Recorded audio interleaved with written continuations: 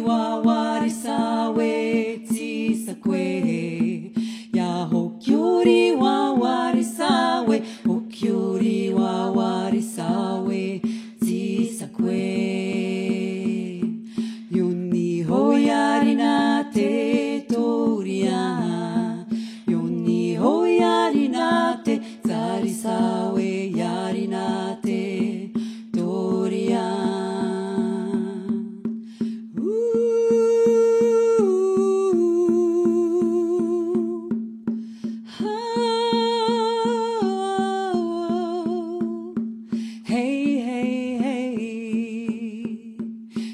Hokyuri wa warisawe chisakwe ya hokyuri wa warisawe hokyuri wa warisawe chisakwe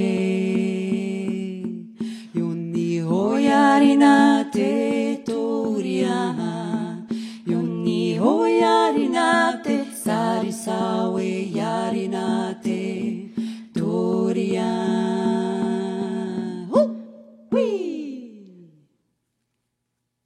Ce pays.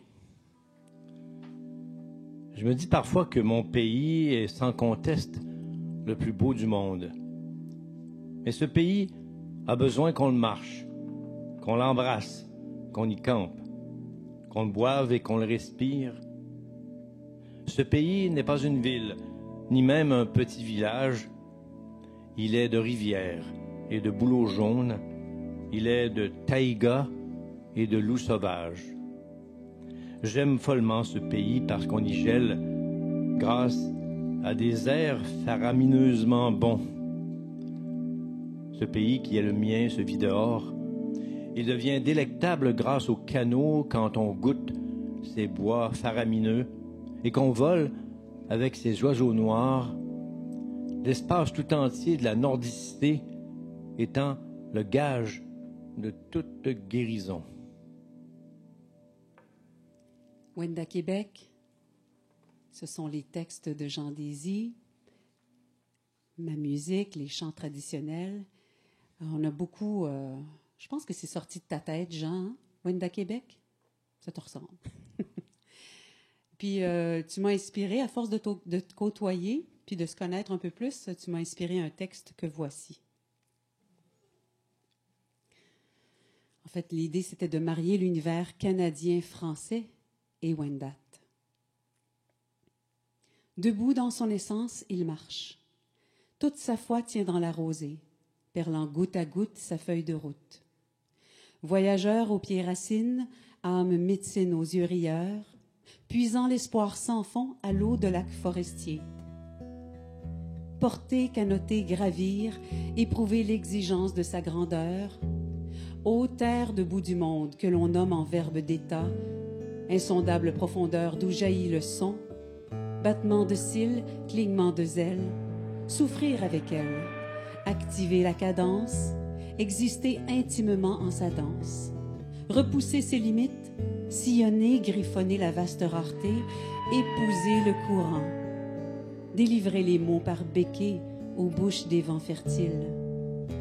Nature, admirable nature, y laisser sa poésie et à jamais y vivre debout. Au froid et au gris du temps, il entend de sous le pied le cœur du monde. En ses mains recueillies, le corps en humilité, guérisseur de tempêtes, trappeur d'idées noires, aux remèdes de têtes d'épinette. Une forêt entière se balance en lui quand tombe la noirceur. L'insoutenable gronde hors piste, si près. Enclencher la marche arrière vers les pièges humains et s'en remettre au temple des aurores. Quand le Nordais se lève, les lacs, les rivières, les muskeg, les montagnes, les nomades, les caribous, les toundras en lui se mobilisent et l'arrachent aux plus laides images d'un monde cauchemardesque, le confrontant à la beauté incandescente qui brûle tout jusqu'au prochain raid. Voyez-vous ce paysage, ce pays sage, cette prose de bout du Nord qui se lie à ciel ouvert, entre les mots et les silences, l'écorce d'une prière étanche comme un canot pour entendre son amour du pays.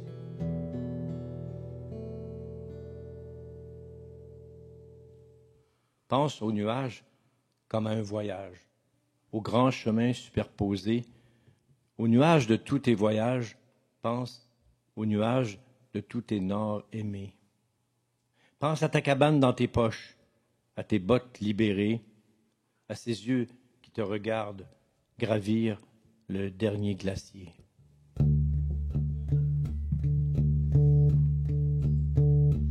Osha, osha, ondi niechta juchti. Osha, osha, ondi niechta juchti. Yono we ahye asha, yono we ahye asha desa. Glace. Glace de mon enfance, quand je glissais dans la côte de la mort avec mon frère assis derrière moi. Glace d'antan, quand il faisait bon lécher des bouts de glaçons pendus au larmier. Glaces oranges que nous croquions quand l'été commençait à nous chauffer les oreilles. Glace, glace, glace qui craque le matin devant mon camp. Glace de mon premier voyage jusqu'à Natashquan, devant la mer figée par une banquise peuplée de loups marins. Osha, osha, ondi niechta juchti. Osha, osha, ondi niechta juchti. Glace. Glace d'iceberg dérivant qui pousse du détroit de Belle-Île jusqu'à l'île des Betchouan. Certains matins printemps, quand de grands contre-courants font s'épouser la basse côte nord avec la Minganie. Dans les îles, les monolithes gris et blancs dessinent des fresques gothiques. Et sur les glaces flottantes, à la gueule de la Wetchou, j'ai marché, en voyant se fracasser des tourelles, un glacial vivant sous mes pas. D'une glace à l'autre, par-dessus les eaux vives, on parvient à l'autre rive, son bagage sur le dos. Des cométiques chargés à rabord comme le faisaient les Indiens, émérites coureurs de taïga, eux, qui savaient vagabonder pendant de longs mois entre Wahat et Pakwashipi.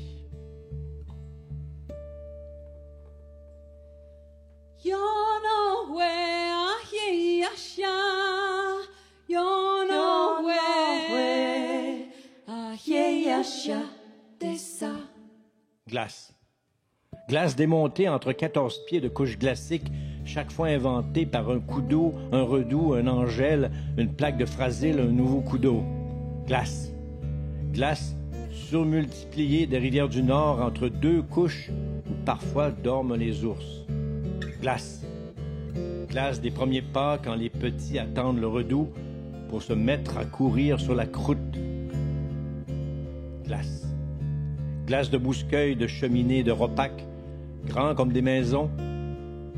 Tout l'univers glacique emmitouflé sur des berges nues, seulement visité par des fantômes inuits, ceux qui se battirent à l'anse au massacre.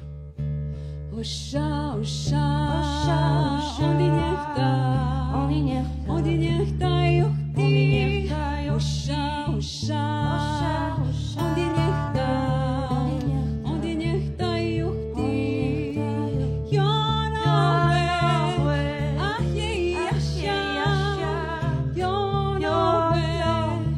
ahye asha desa. Glace. Glaces glaciales et glaçons avec la bougeotte quand les grands vents d'ouest sur la baie du Tson font se réfugier les belugas par dizaines. Dans certaines baies au sud d'Ivouyvik, de grands nanouks effrontés aiment galoper à la poursuite de l'ombre arctique. Glace, glace, glace, euphorie, fierté, liberté. Osha, osha, ondi niechta juchti. Osha, osha, ondi niechta juchti. Yonowe,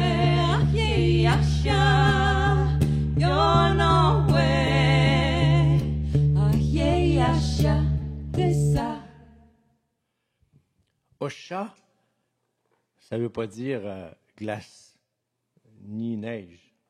Et non, Jean? Ça veut dire petit flocon de neige ou pellicule posée sur le crâne chauve d'un coureur de froid. Non, c'est pas ça. Dis-nous donc la vraie Osha, c'est une définition d'Osha. saison. C'est ta saison préférée, Jean? Ah C'est oui? l'hiver. Ah. Alors, Osha, Wendat, c'est hiver. Bon, Osha. Mon pays, ce n'est pas un pays, C'est Osha, Osha. exactement.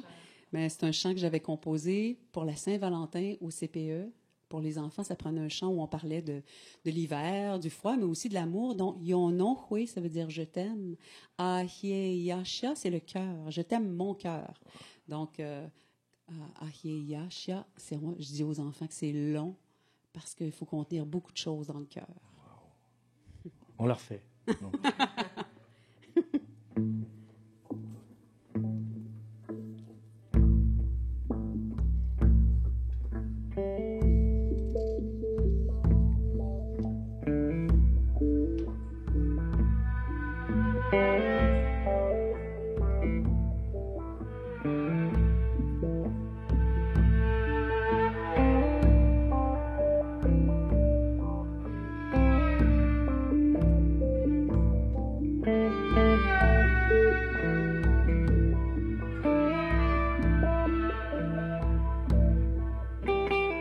Quand on marche 5 heures sur les neiges d'une rivière gelée, il arrive que le rosé tendre du ciel cause comme une caresse. Un petit soleil de février qui fait son nid entre 2 épinettes. Quand on marche 5 jours dans la toundra de fin septembre, il arrive qu'on reconnaisse la langue de centaines d'outardes rassemblées. On frissonne devant une digue de poils laissée sur la berge d'une rivière par la nage de 10 000 caribous. Quand on marche 5 semaines, entre 10 sommets haut glacés, les pierres finissent par devenir des amis, les cirrus se mutent en confidents et les tempes discutent avec le vent. Mais ce n'est qu'en marchant 5 mois, en traversant le parc des Laurentides, le Nyon Wentio des Wendat, le Nitassinan Innu, le Heiau Ichikri ou le Nunavik du son en Ongava, qu'on peut vraiment changer de peau, que les talons se transforment en ailes, tout le corps apprenant qu'il est enfin prêt pour le dernier des grands voyages.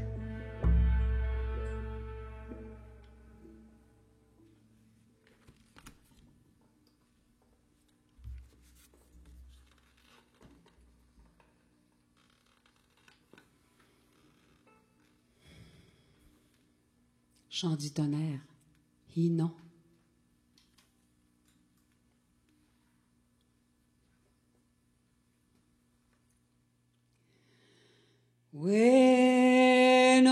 Wenoyaha, wenoyaha, heno, heno. Wenoyaha, wenoyaha, heno, heno. Wenoyaha, wenoyaha, heno. Wenoyaha, wenoyaha, heno. Wenoyaha, wenoyaha, heno. Wenoyaha, wenoyaha, heno.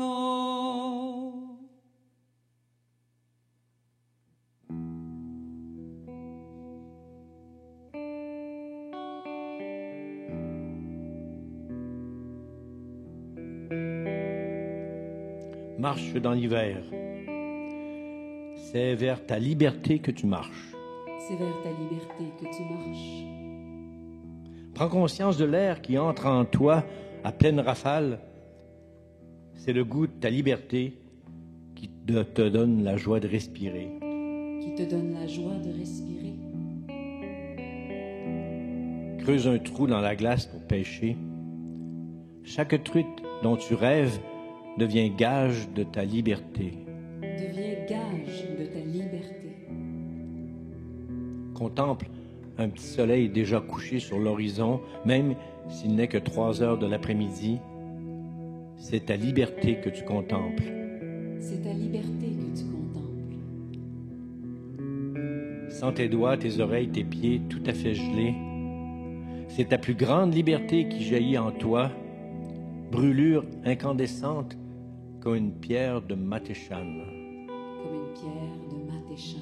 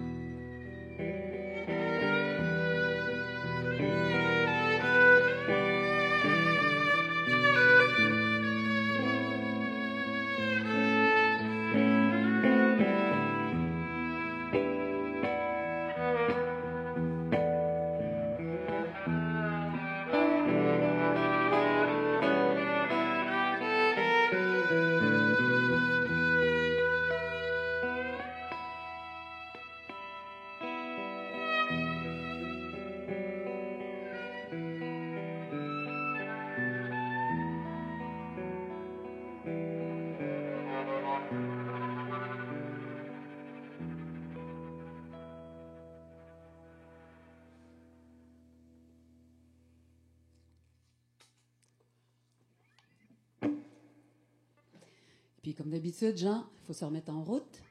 Oui. La marche qui nous sauve. Il y a une marche qui nous sauve.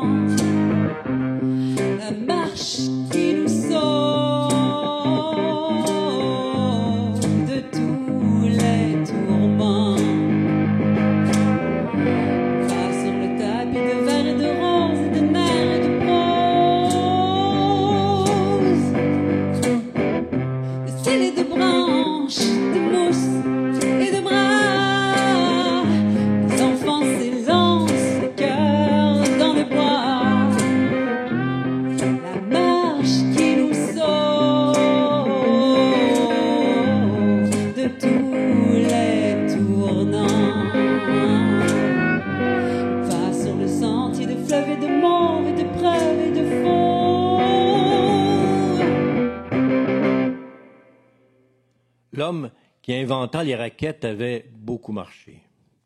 C'était il y a longtemps, il y a 1000 ans, il y a 10 000 ans, en des temps immémoriaux qu'il vaut la peine de se remémorer.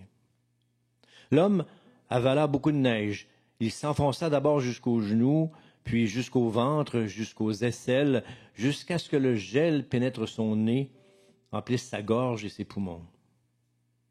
Cet homme, par 10 fois, faillit mourir, prisonnier des Saint-Michel. Il nagea, flotta, vomit. Son cœur était fatigué. Il avait marché 2 jours et 2 nuits. Il avait rampé, pleuré, sué. Quand il arriva à son campement, se rendant compte qu'il avait survécu, ses méninges se mirent à bouillonner. Et c'est ainsi qu'il conçut les raquettes, des outils faits pour marcher dans le nord, pour avancer telle une comète à la surface de toutes les neiges, des froids de toute la planète. Cet homme, bien entendu, était d'Amérique. C'était un Indien.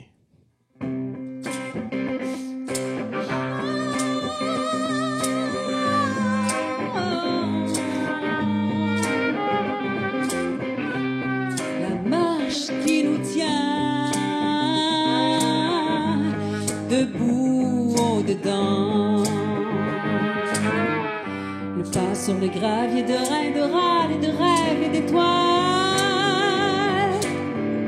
de troncs et de flancs, de coudes et de nœuds.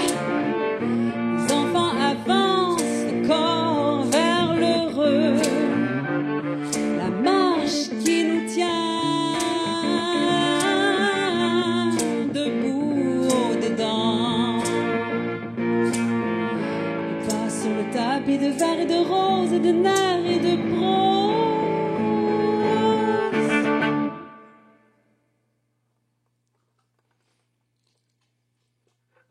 Nous partons.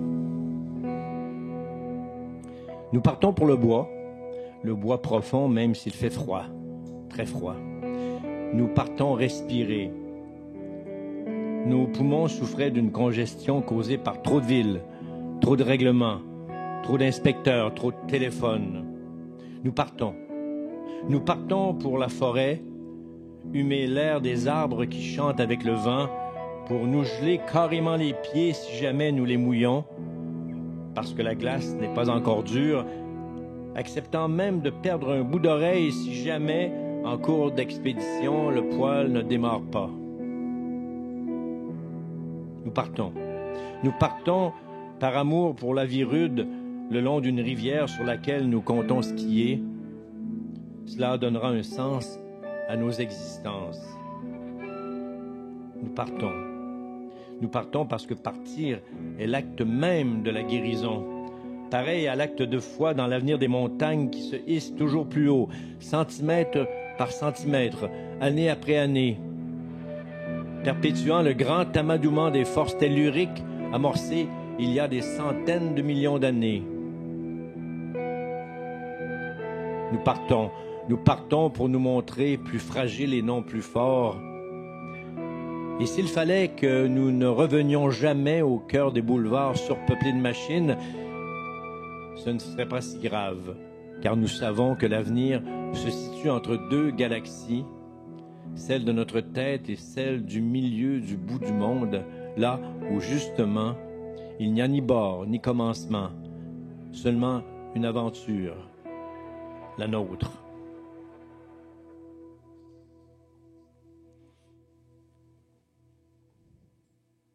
Dans la neige, je mourrai et mon corps sera légèreté, flocon de givre, ciel de coups de chien d'un temps qui se demande s'il Genèse ou s'il l'Apocalypse. Mais dans la neige, je ne dormirai pas, je soulèverai le monde d'espace tourbillonnant. Dans ce cosmos où sur une étoile, j'aurai le devoir d'allumer le même petit fanal qui m'éclairait dans la tente où je couchais au beau milieu du Piéquagami, en plein janvier de poudrerie quand il hurlait par moins 40.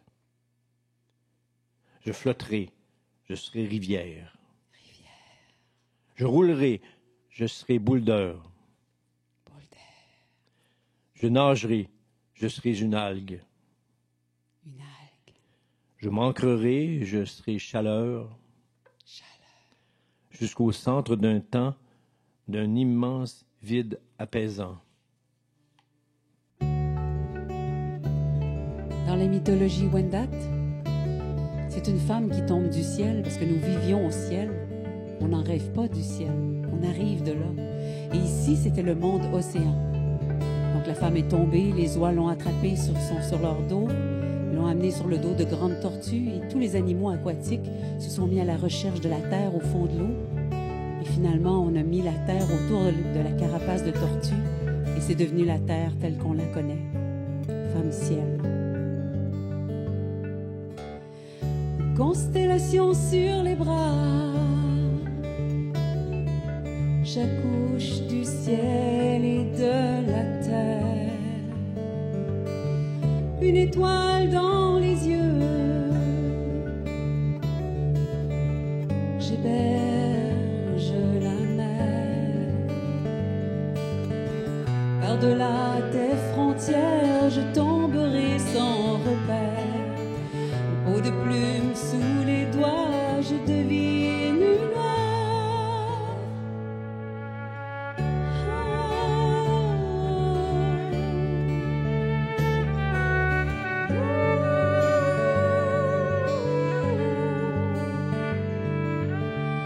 Peu debout sur J'avance un pas sur ton dos. Au beau milieu de tes flots, j'allonge mes os.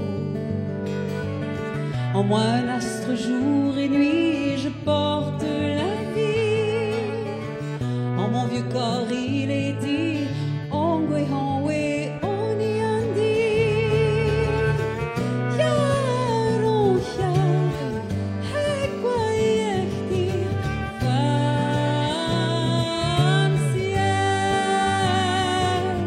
Sky Woman,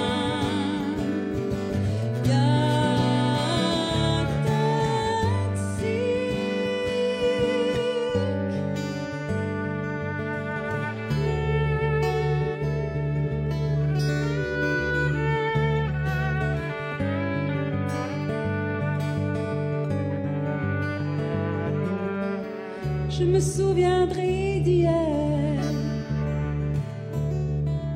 J'aimerais sans revers.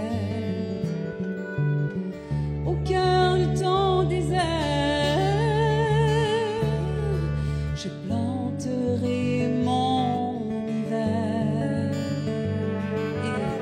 Et les saisons tourneront et mes cheveux tomberont.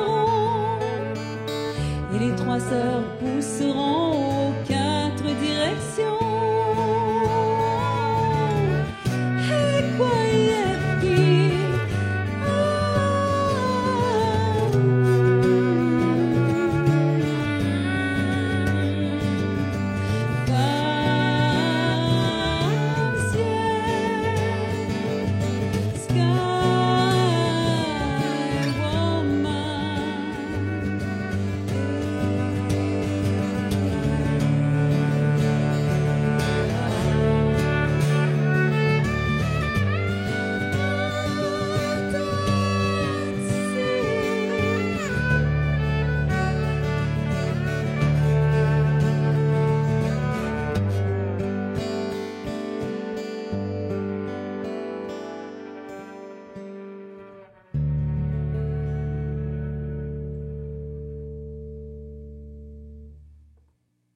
Forêt.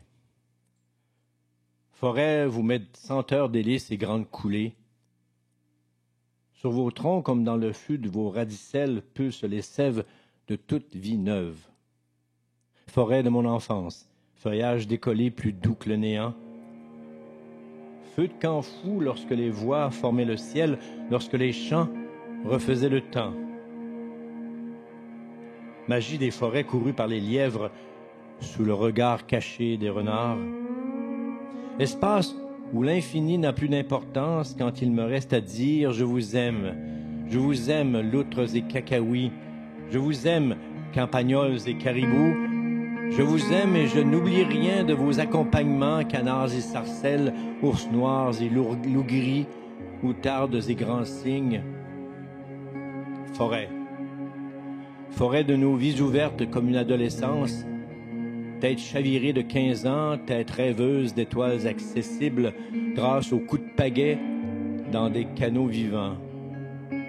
Eau, forêt, comme rien ne change, ni vos sentiers, ni vos cascades, ni vos eaux pures, ni vos grands pins rouges et blancs. Rien n'est jamais transformé malgré le bruit là-bas, malgré l'asphalte et les bourdonnements. Rien n'est jamais bouleversé dans les âmes qui rampent, serpentent et se gonflent jusqu'à nos cœurs de joie. Dans la force du crépuscule, tout redevient mousse, sphaigne, chanterelle. Grandes épinettes penchées sur une attisée, attentives aux enfants qui palpitent.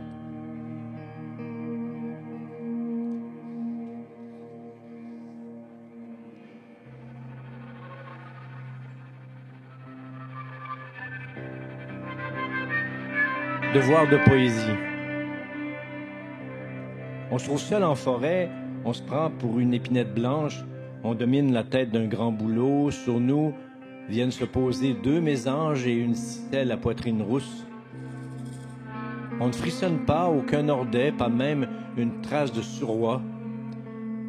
Notre esprit est un firmament de baume et d'aubier. Nous plongeons dans les racines d'un humus vieux de 1000 ans, mais c'est l'étoile polaire, inexorablement, qui attire.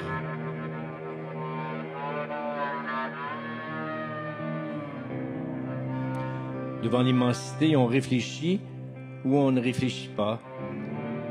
On aime à la mesure de la découverte de l'infiniment petit, mais pas si petit que ça.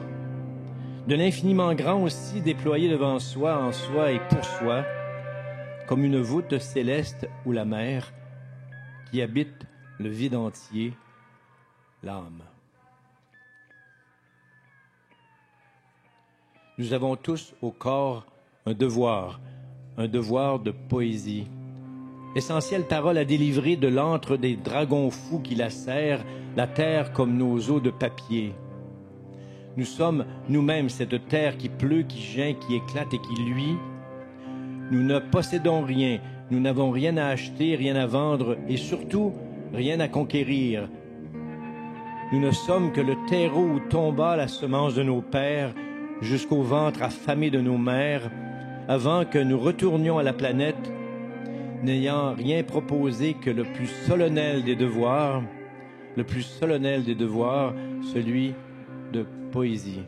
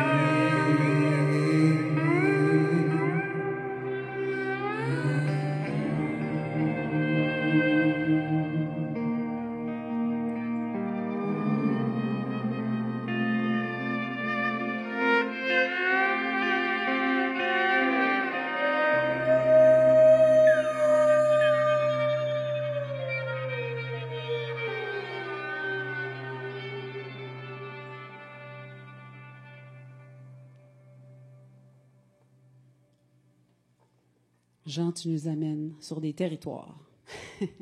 On a l'impression d'y être. Merci. Merci pour ça. Là, moi, je vais t'amener sur un drôle de terrain.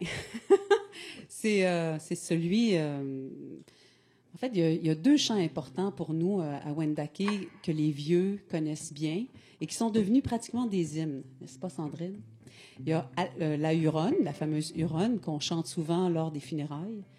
Et c'est deux Canadiens français, on disait ça à l'époque, là, dans les années 1800, fin 1800, qui sont venus à Wendake, qui ont contracté une dette de logement et pour payer leur dette, ont décidé d'écrire un texte pour nous rendre hommage et demander à un ami de composer la musique. Donc, c'est devenu la Huronne qu'on chante encore très souvent. Moi, c'est ma demande numéro 1 pour chanter lors des funérailles, pour rendre hommage à nos pères. Et c'est vraiment un texte intéressant. Et il y en a un autre que j'aime beaucoup, je pense que je le préfère, et c'est « À mes forêts ». Donc, ça va avec les textes que tu racontais. Et ça date de 1879. Donc, vous allez entendre le texte vieillot, vraiment. C'est un vieux chant français qui est de Sidoine Baraguet. Et la musique est de Frédéric Boissière, si jamais vous voulez faire des recherches. Et c'est pratiquement aussi un hymne de Wendat, mais je dirais une complainte. C'est une complainte, donc je l'ai un peu transformé. Ça va sonner blues.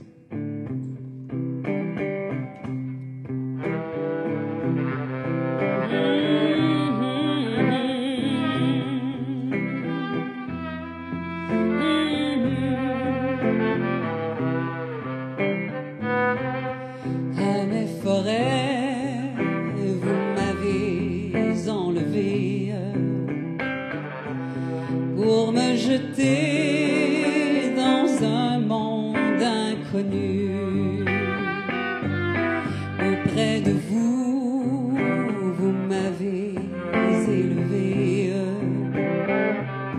mais tout en moi par vous est méconnu.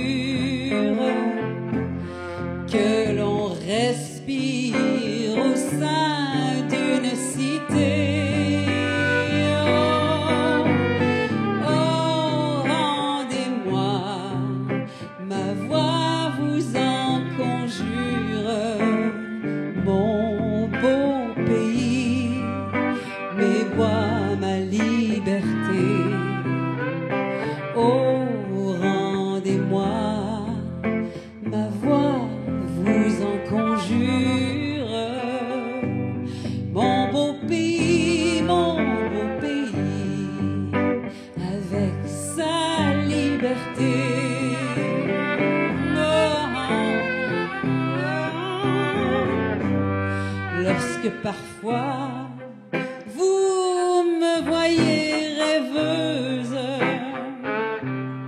vous demandez où s'en va mon esprit. Vous le savez, c'est vers la terre heureuse où des méchants l'embûchent me surprit. Je veux revoir l'admirable nature qui doit guérir mon cœur désenchanté. Oh, oh, rendez-moi ma voix, vous en conjure, mon beau soleil, mes bois, ma liberté. Oh, rendez-moi ma voix, vous en conjure, mon beau soleil, mes bois, ma liberté. Mon beau pays, avec sa liberté.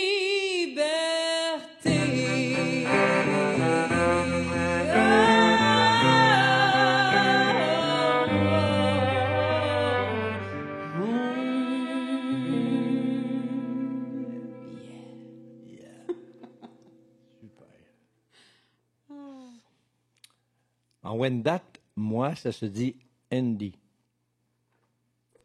C'est ça, hein? Oui. Ndi. Voici un poème qui s'intitule Ndi. Moi. Moi, pierre bien ronde, moi, rouge du merle qui chante, ruisseau en folie, rocher cassé par les glaciations. Moi, tige de calmia, crevasse au fond d'un cratère, lave qui bout, cendre sur mon front. Moi, je suis tout cela avant d'être humain. Ndi. Moi, je suis tout cela pour flotter dans l'éternité. Je fais partie du Big Bang, du chaos et de l'ordre cosmique, de l'apocalypse et de l'éternel retour. Je danse, je m'emmusique, je tam-tam, je fonde des ovations pour les tout-puissants troupeaux d'outardes, le rassemblement des loups marins, les étoiles filantes de ma neige. Ndi. Moi, le vide turgescent, la Clintonie qui a vécu, le sous-bois rempli de dif. Ndi. Moi, l'aile de l'historlé voyageur, le cri de la mouette rieuse, la coquille de bigorneau qui luit. Je suis tout cela avant d'être langage, bien que je ne renie pas ma voix, ni celle des autres mes amis. Moi, Ndi, je suis d'abord la terre qui gronde. Et dans mes entrailles séduites, certains matins de rosée, j'explose.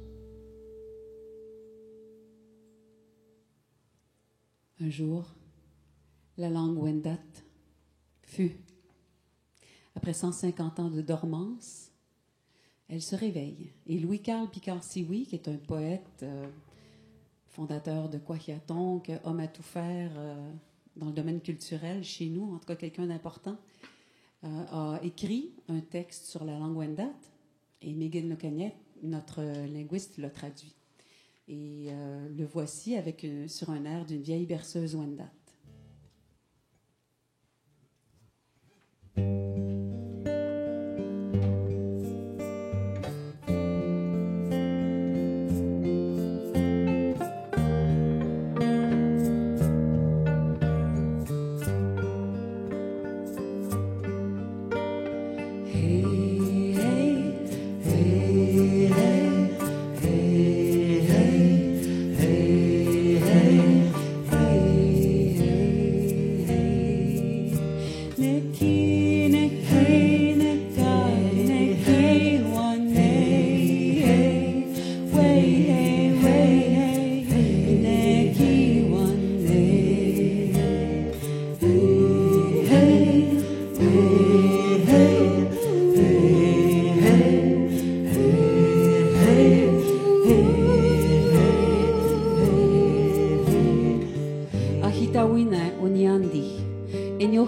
wasan yosha ye ahitawine.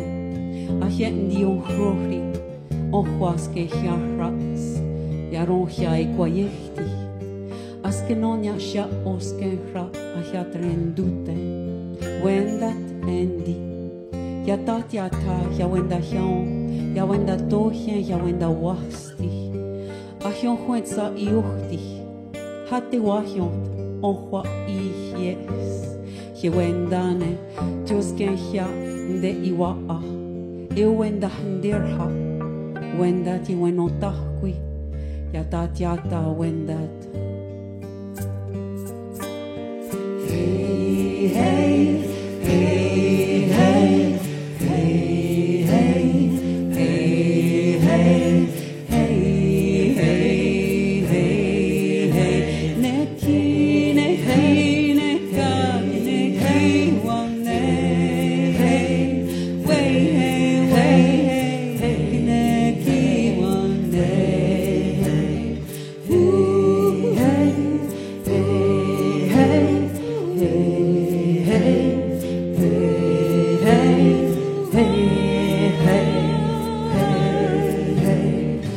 J'ai dormi longtemps, une centaine d'années j'ai dormi. Je me suis oublié. Aujourd'hui je me souviens. Je viens du ciel. Je chante la paix et la guerre. Je suis Wendat. Je parle une langue ancienne, une vraie langue. Ma langue est belle comme mon territoire, sans fin. Aujourd'hui je me réveille. Ma voix est fragile. Demain, elle sera puissante. Je parle Wendat. Hey, hey, hey, hey, hey, hey, hey, hey, hey, hey, hey, neki, neki, neka, neki, wane, hey, way, hey, way, hey, neki, wane.